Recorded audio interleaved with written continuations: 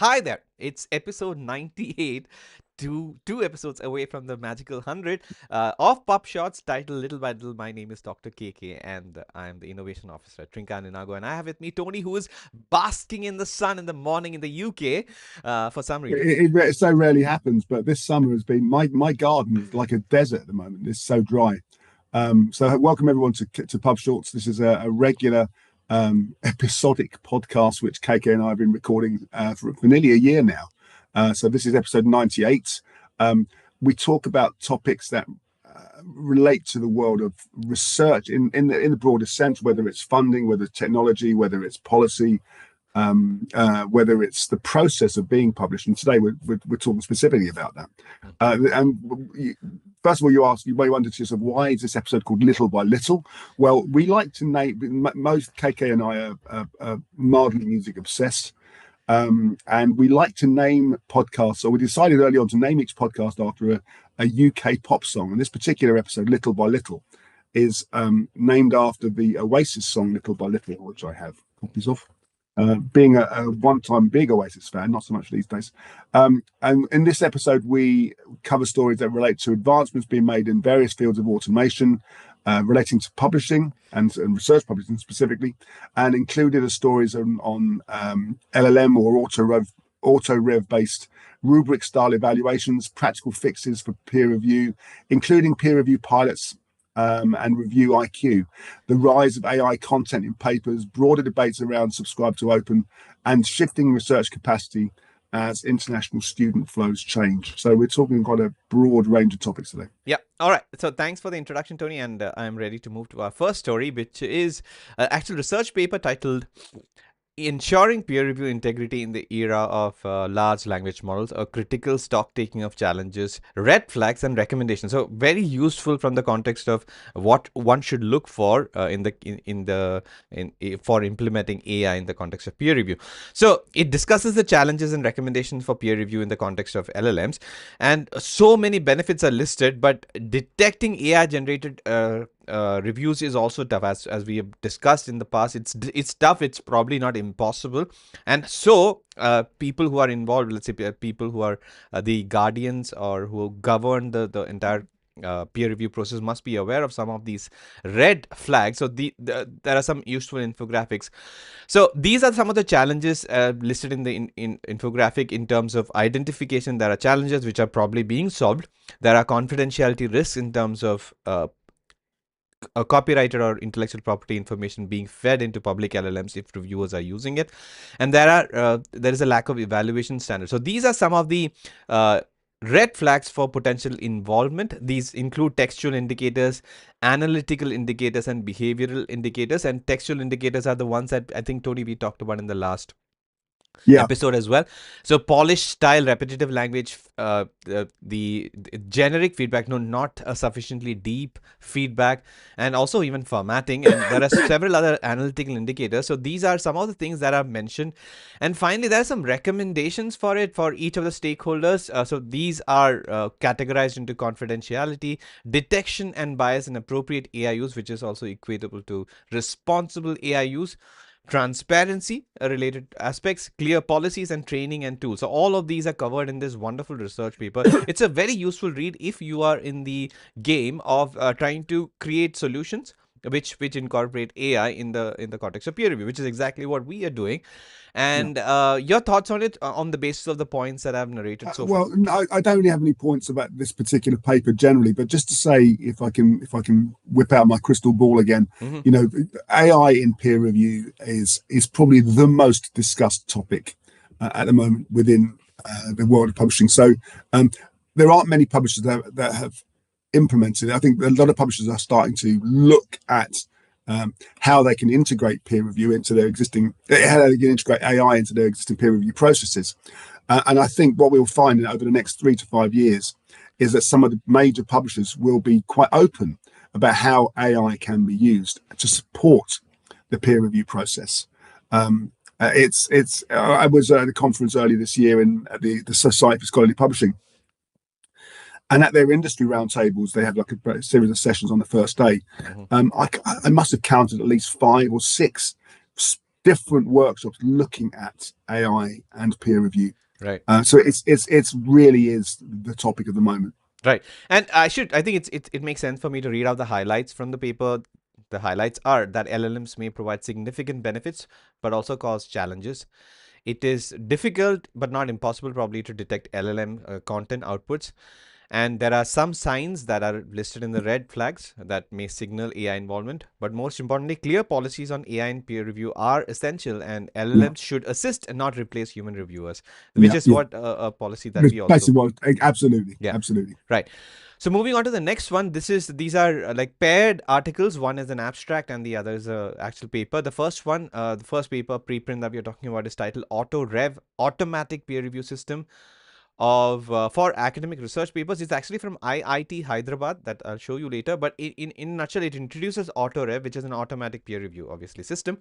It uses, Tony, a difference from the classical methodology is that it uses a graph-based approach to extract critical passages from documents. The basic argument is that a research paper, even though we read it from top to bottom in a linear manner, the content may not be structured as such, and related information may be scattered throughout. So a graph or a knowledge graph might be able to help parse it better so that the AI can analyze it better. And this approach apparently is adaptable to tasks like question answering and summarization. And Tony, it performs from the baseline. It gives you improvement of 58.72% across all evaluation metrics. So it's an excellent thing. It has been trained on, I think, ICLR material, so which is basically computer science. But at least the most important point would be the difference in the user methodology, which is shifting to a graph based methodology, which I agree with Chris Leonard, whose blog Scaling is where I picked up this paper from. He also agrees that this is a good way to sort of this is probably the best way, at least in terms of peer review automation. So, what are your thoughts on it before I move to the actual paper so far? Well, in general, as I said before, that AI and peer review is very much the topic of the moment. Mm-hmm. I can honestly see a time, maybe not in the next year, but in the next 10 to 15 years, if not sooner, where every paper that is received for every submission that's received, whether it's a preprint or whether it's a journal or whether it's a book, any or a research paper, every paper will go through some kind of AI-based peer review screen, Mm-hmm. and in order to be able to sort out the wheat from the chaff, at least to determine, okay, if these are 50, 60, 120 things I need to look for, Mm-hmm. um, let's use the AI to answer those questions in a structured way, and then decide from there whether this concept should be moved forward. It's not happening now. It's not I'm aware of. But as these AI review tools continue and to continue to develop and improve, including our own, Mm-hmm. our peer review assistant, then it's not within the realms of possibility that it's also not outside the realm of possibility, I should say, Mm-hmm. that these tools will be part of that systematic process. In the same way, for example, if someone's using a technical checks tool, more and more publishers are making it mandatory to run these checks on every single paper that comes through. Well, like a pre-peer review screen. Yeah. There is humans do pre-peer review screens before they send papers to reviewers. Editors will pre-screen a paper. These are just tools that will help editors make those decisions. Excellent. So moving on to the actual paper, as I said, it is from IIT Hyderabad and it uses a graph neural network based approach. But if at all you are thinking about what is a graph based approach, this is, if you're looking at a paper, this you'd be probably looking at the paper would have headings and there'll be passage 0, passage 1, etc., etc. So you would be reading like this, but there could be other relationships, like for example, sentence 0, 1, 2 would then lead to something else which is not probably related to the passage. So this sort of level of how the concept or the information is laid out in a paper is how you can assess it. And if you use this approach, an LLM would be able to do the analysis with more accuracy. That's a main point in this paper, I believe. And one of the comments that I picked up from Scaling is that it is a direct quote. Although trained exclusively on the ICLR 2024 dataset, the results are promising, and as ever, a real jewels are in the appendices where you can see the methods and prompts used to generate these insights. So there is some more information here that people can use to improve the methodology if they want to. So another sort of way to look at it, I would say, Tony, if the way that I looked at it is that it is difficult for AI to be accurate enough in the context of peer review because of the methodologies that we're using, and we need to find alternative methodologies because AI, if given the right methodology, would be able to compete with the human and to provide the human with the right information. Well, we've talked about methodologies being used and increasing sort of increasing ability to deal with complex problems. Isn't that on the horizon? Right, it is on the horizon, and this gives you that sort of path that you can take to improve your product itself. So this is Yeah. one way that I would expect many peer review systems to improve and provide higher accuracies going forward in the future. Yeah. So, moving on to the next pair of papers, another abstract. So it's titled "Let's Measure Information Step by Step LLM-based Evaluation Beyond Vibe." So if you're wondering what Vibes is doing, vibe coding is something that has caught on. So it's like you can simply sort of have a conversation with the AI, and AI will code something for you. That's basically vibe coding. And As so that's vibe coding. I'd never heard of that before. I think we've talked about it in one episode. Anyway, so I've yeah, clearly got so holes in my vibes, brain. yeah, vibes in the context of AI is that you just basically just hang out with the AI and it'll do its task. But there is more to it, especially in the context of reviewing articles, is what this is saying. So let me just summarize my points here. This article basically has a research that proposes mechanisms to evaluate evaluate AI without ground truths, whether AI outputs are accurate or not without having ground truth. Ground truth is something that I guess something that we already know. AI may not have all the information. So in that context, how do you evaluate a system that does not have all the ground truths? How does it evaluate? So it uses concepts like gaming, resistance, and output quality while in the research, and eventually it demonstrates that the mechanisms that it suggests are more robust to adversarial attacks, which is again, it is an important aspect in the context of people using gaming and manipulating systems that use AI to create positive responses for themselves. So this is the abstract. Let me switch to the actual paper itself, which is a little more detailed.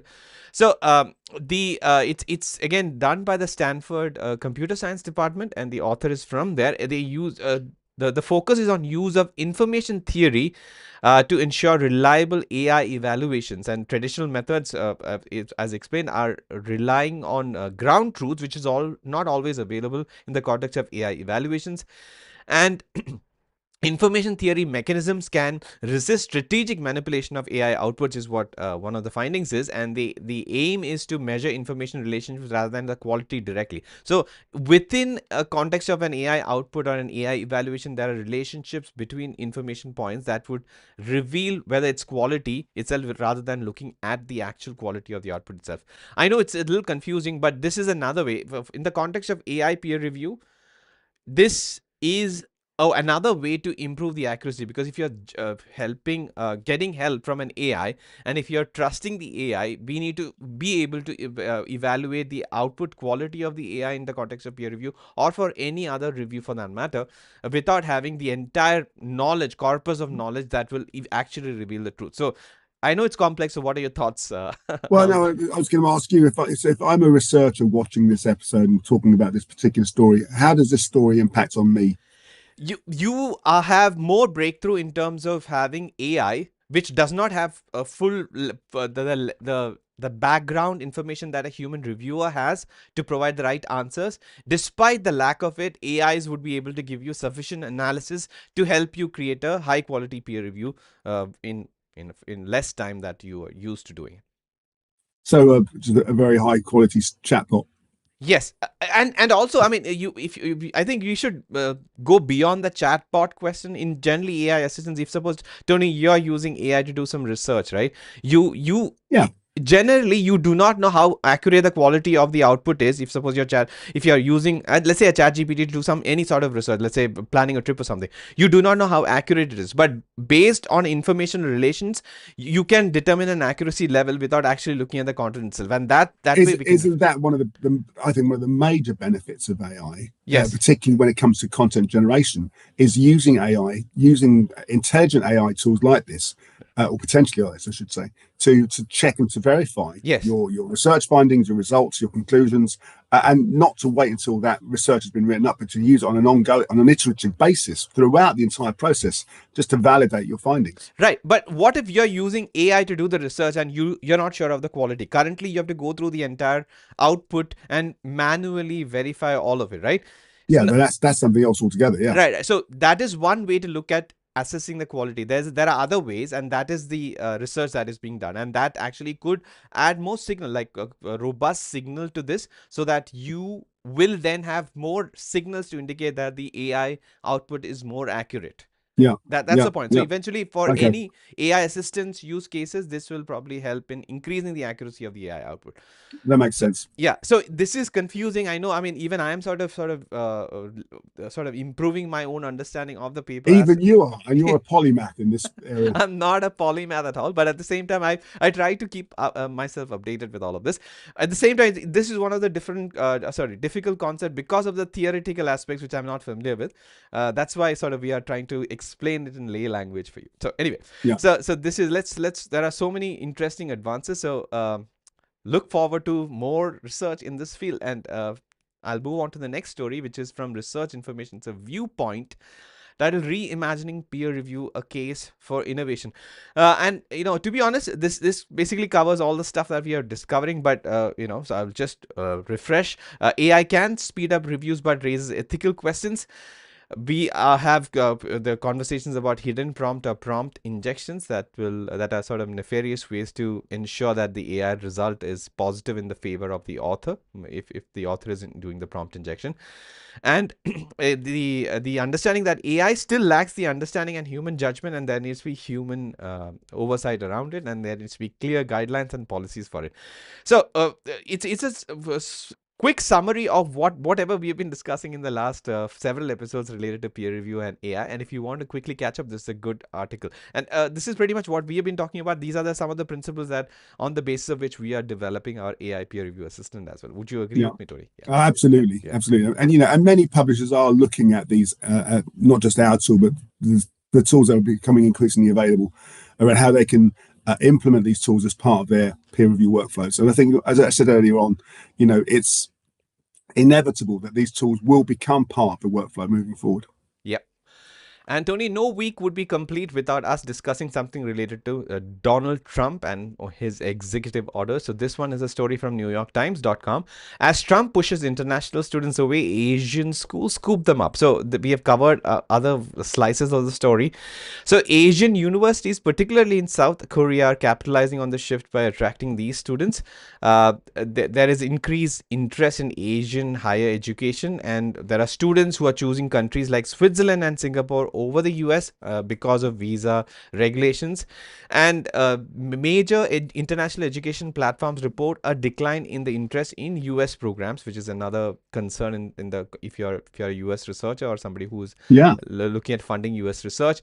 And Asian countries, as we have discussed, China especially, have been strengthening their universities and have become more appealing due to lower costs and strategic initiatives. So South Korea aims to host, Tony, approximately 300,000 international students by 2027, with universities offering programs to attract students affected by US policy changes. So I cannot contextualize this number, but 300,000 students, international students in South Korea, does that seem like a lot? I don't know how many students there are in South Korea, but that seems like a very large proportion of the total at any one time. I mean, maybe I should look up what is the student population of South Korea. Yes, we should ask somebody. But that seems like a very large proportion. I mean, I suppose in a sense, though, it surprises me that they haven't made these efforts before. Okay, yes, there's a window opportunity because now international researchers are becoming reluctant to go to the US for the reasons that we've discussed many times.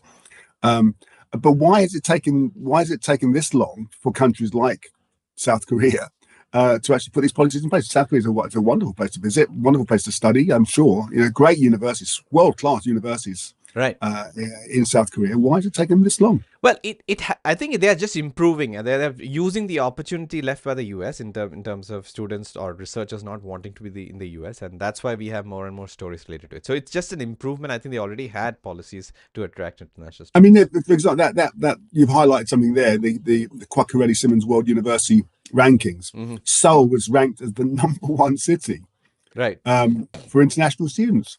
Well, gosh. I don't see posters. I don't see advertising around that. Maybe I should be reading the Times Higher Education supplement more. You know, if it's that good, why isn't it already attracting more students? It just seems odd it's taking this long to reach this point. Right. And Well, South Korea, I can assure you, isn't going to be the only country that does this. I mean, yeah. China will be doing this. China's doing this already successfully. You know, European countries are not just attracting, you know, good international students, but also retaining local students who would otherwise have travelled abroad. You know, we're seeing more and more of that. Right. Let's again. I think we'll have more stories in the next episodes related to this. Let's wait until they come up. And moving on to the last main story. This is a. I think it's something that I think you and I probably had expressed positive feelings toward in terms of subscribe to open. But Rick Anderson has a post. Rick Anderson is a librarian, and he has a post in the Scholarly Kitchen. He says subscribe to open is doomed. Here's why. It's a bit on the sensationalistic side, but at the same time, these are the points. So the money is already in the system. Argument is flawed, he says, and funds are often redirected towards other institutional needs. Transitioning to open access could result in institutions reallocating funds once used for content access to other areas, and programs or I guess plans like S2O, Subscribe to Open, and Diamond open access models rely on voluntary support and face competition from other university financial priorities. Large research institutions may bear more financial burden under open access models, and many institutions will prioritize immediate needs over supporting open access, risking financial support for publishing models.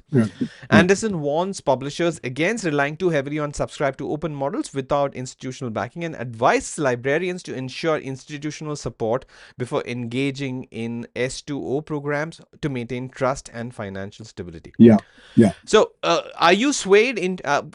So far as I mean, I recollect you and I generally are in favor of such models. And are you swayed by Rick's arguments? I'm not particularly swayed by subscribe to open over any other model, if I'm honest. It's another way of accessing content, and Rick is absolutely right in that, you know, the subscribe to open model at the moment relies on the goodwill of the library community in terms of, you know, either allocating new money, which very rarely happens, or shifting money from one pot, the acquisitions pot, the content acquisition pot, to this. You know, but if that goodwill goes away, if there are funding challenges and funding crises, and you haven't got that institutional support, then, you know, as we've seen, content access licenses are often one of the first things to get cut. All right. So it was an interesting perspective. I don't have experience in that. I think you have way more experience in understanding this system, and I guess Rick is an expert. So I will continue to evolve my understanding regarding such models and their potential implications in terms of institutions. So, well, Rick, if I recall correctly, Rick is a librarian or is a library director of one of the big US universities. So, you know, he understands how the funding flows within a university like his, and what the challenges are. You know, the great thing about the reason why so many US universities have such strong acquisitions budgets is that many university libraries will have guaranteed sort of within their internal contracts with their funders to say there will always be a sum of money made available, percentage of money of university funds that's made available to support learning and education via the library. You know, if you haven't got that, or if those rules aren't tightly defined, then unfortunately things can change, things can move. Right. And yeah, Rick is at the university. It's a university librarian at Brigham Young University. Brigham Young, yes, in Utah. Yeah. All right. Quick hits time. The first one, not surprising, 1/5 of computer science papers may include AI content. I'm sure, Tony, your jaw is firmly in its place while you're sipping your coffee in the morning. There's no surprise in this. 22%. The word that comes to my mind is whoopee-doo. I mean, I think it's only a fifth. Yeah, I mean, in the last episode we covered some signs indicating that general abstracts from, I think, if I'm not mistaken, PubMed, 34% had AI content. But anyway, 22% of computer science papers now have signs of AI content. Analyzed, the sample was taken 1 million papers from 2020 to 2024, which is sufficiently large. Okay. Well, listen. Okay, so 2020 to 2024. When did we really see that explosion in usage of ChatGPT? It was really 2022 onwards. Yes. So, you know, if they did the same survey for papers only from 2024 onwards, I think we find a much higher. I expect we see a much higher proportion than 20%. Yeah. Some other points mentioned are that authors are trying to hide AI use, which we strongly discourage in the sense that Yeah, we have to be transparent, and that's one of the yeah. tenets of responsible And AI movement. responsible AI. Yeah, Yeah. yeah, And different fields show different levels of AI use, which is also something that we've talked about. So similar stuff, but please, if you're an author, if you're a researcher, you're listening in to our conversation. If you're using AI, it is very important that you responsibly use it. And if suppose it is fine to use AI for whatever is allowed, but you have to state clearly how you have used it and what you have used it for, and state that in yeah. the disclosure, as well as it is your responsibility to verify the accuracy of the content generated by AI, because AI I, content is never accurate enough, at least in the context of research papers. and from a practical point of view, there may be exceptions to this, but publishers generally are not saying do not use AI. They're not saying that because they accept this way AI, different AI tools can be used to help to verify, generate content. What they want, as you rightly say, is that for authors to be open and transparent about how they've used AI. Right. So that when they're making their peer review decisions, they can determine, how much of this material is unique, how much of this material might be potentially plagiarized or not unique or not necessarily novel, and they'll help them decide in terms of how valid the research might be. Right. All right. Second quick hit is a LinkedIn post by. Can you pronounce the name? This Uh, Dries. I think Dries is the first name. Fems, possibly Faems. It looks like it might be a Dutch name, possibly Dries Fems. Yes. So I cannot pronounce. So I'm not even attempting. So he mentions one of the editors in American Association of Management, AOM, if I'm not. Academy of So Management. Academy of Management journal editors has created a sort of document, a tool using AI, vibe coding. This is vibe coding, Tony, for researchers to evaluate their papers and to improve it. The problem is that this journal is currently desk rejecting articles in which AI assistance is disclosed. So this is a sort of a contradiction in terms of, I mean, what is ethically right, and I think it's clear that for me that in this case the journal and the publisher or the academy should revise Yeah, the policy or the in terms of how AI assistance is yeah, considered. At least we have to keep on updating, and this is another aspect that we discuss quite frequently in the context of responsible AI. Your yeah. thoughts on it? Oh, listen, professional societies like the Academy of Management have got a responsibility of ensuring, integrity in research and in research practices. They've clearly, they've reached this conclusion based on their experience and knowledge, and what they're seeing is happening with their research, with their community. Unfortunately, I think what they're going to find is that these policies will change over Mm-hmm. the years Yeah. because moving forward, they're 100% of papers will have some use of AI. Universities are encouraging the use of AI, particularly in things like business schools, Mm-hmm.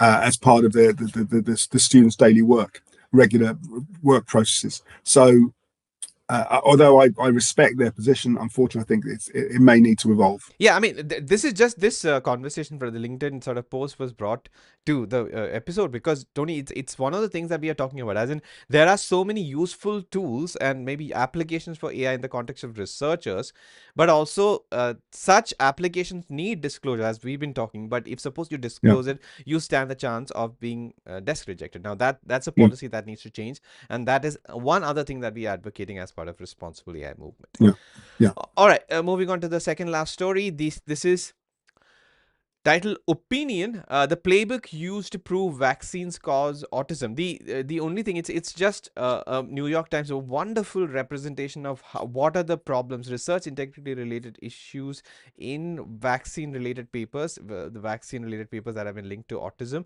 And the reason why I'm bringing it up, it's we don't have to discuss what the research and integrity flags are, but just the way that content is created and rendered. Like I want a future where research articles are also like this.